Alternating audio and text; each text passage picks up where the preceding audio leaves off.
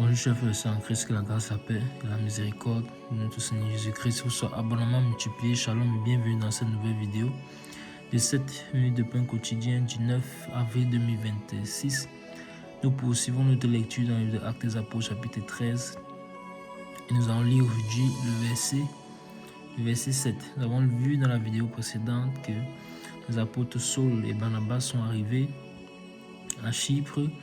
Ils se sont déplacés et ils ont traversé toute l'île et ils sont arrivés dans une contrée appelée Paphos où ils ont trouvé un certain magicien, faux prophète qui se faisait passer pour un prophète alors qu'il était un faux prophète, c'était un magicien qui se faisait passer pour un prophète juif appelé Bar-Jésus.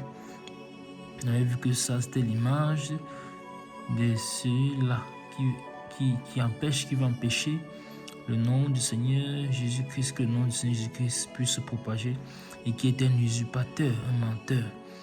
Et on a donc vu que nous devons faire également attention à notre marche chrétienne, à ce que nous ne devons pas nous laisser séduire par ces temps de la fin, quand la parole de Dieu déclare que dans les derniers jours des hommes se donneront une foule de docteurs qui leur diront des choses qu'ils aimeraient entendre. Et là, nous devons absolument faire attention. Notre amour pour la vérité ne doit pas changer. Notre amour pour la vérité sera également éprouvé.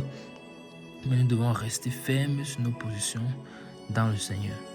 Alors, ils ont rencontré, la parole nous a dit qu'il y avait ce magicien-là.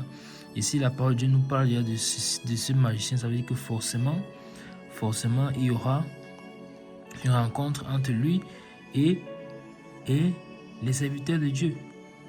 Et forcément, ce sera puissance contre puissance. Et nous savons déjà que la seule puissance, le seul nom au-dessus de tous les noms, c'est le nom du Seigneur Jésus-Christ Nazareth. Alors, la parole de Dieu nous a dit dans le verset précédent que ils ont trouvé un certain magicien.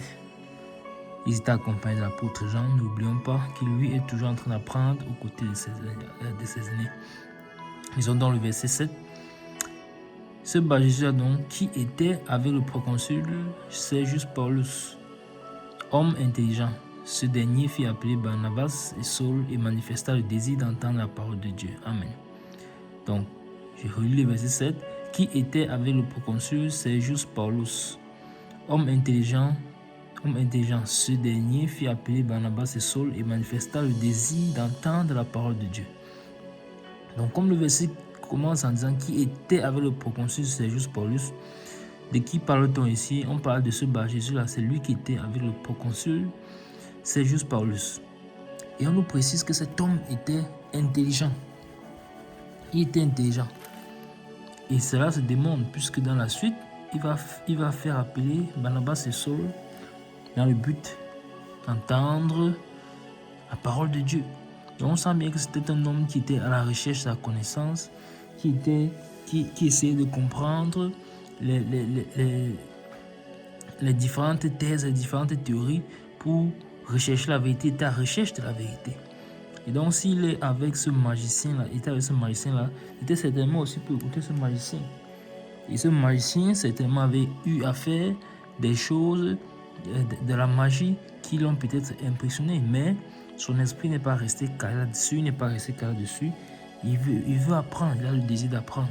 Et ça, c'est ainsi que nous également devons avoir ce cœur de toujours apprendre de Dieu, de toujours apprendre du Seigneur, de toujours venir à lui pour avoir la vie, toujours dépendre de lui.